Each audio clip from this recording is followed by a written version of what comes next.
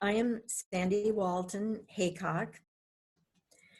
My faith journey actually began with my childhood with bedtime stories and read to me by my father, who at that time was my only parent, my mother having died when I was born. One of those stories, of course, is the story of Abraham being called by God to an unknown country, a country that God would show him, but only after he got there, not on his journey. My dependence on God also began as a child after my father remarried and things didn't go so well for me. I developed deep feelings of not belonging in the family into which I was born. My prayer life was greatly enhanced by my need to feel loved by a loving God when I didn't feel loved by my nuclear family. I talked this over with God an awful lot when I was a child and a youth. From early on, I've also had a lifelong tendency to fear the unknown.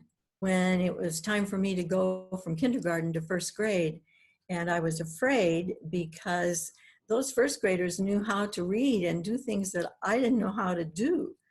My father was very helpful then. He said, when you get there, you will feel better about it. But fear of the unknown has plagued me, and this goes from insignificant things to significant, life-changing things.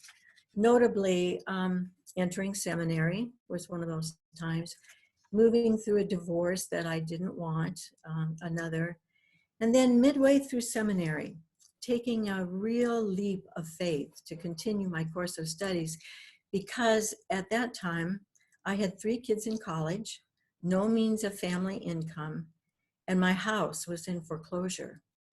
So as I'm thinking about whether God is continuing to call me to seminary, which I had believed that he did, or if I needed to quit seminary and get a full-time job and support my family. And I didn't know where I would live or even how I would live. Like Abraham, this was definitely a foreign country.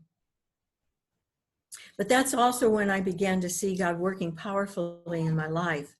Time doesn't allow me to share those stories at this time. But faith for me is not so much always feeling or always knowing or seeing where the path will lead, but trusting that there is a supreme power, a power we call God, whose nature is revealed in human form.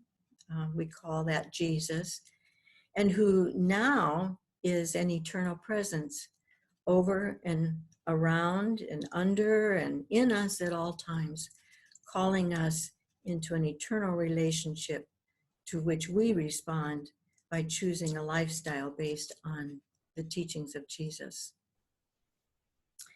As I see it, faith is not just about how I benefit or how we benefit from it. It's not only the assurance that through the dark valleys of life, we can walk unafraid because God is with us, guiding and comforting like a shepherd guides and comforts his sheep, even providing a table of blessing in the midst of our needs, though it is that. But for me, faith means that we care about what God cares about. For instance, God's creation, all of it. Caring about those things, about those who are hungry and thirsty.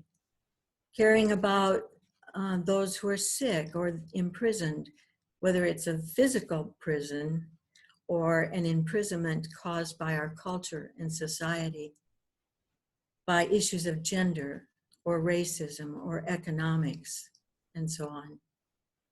It's about welcoming the stranger.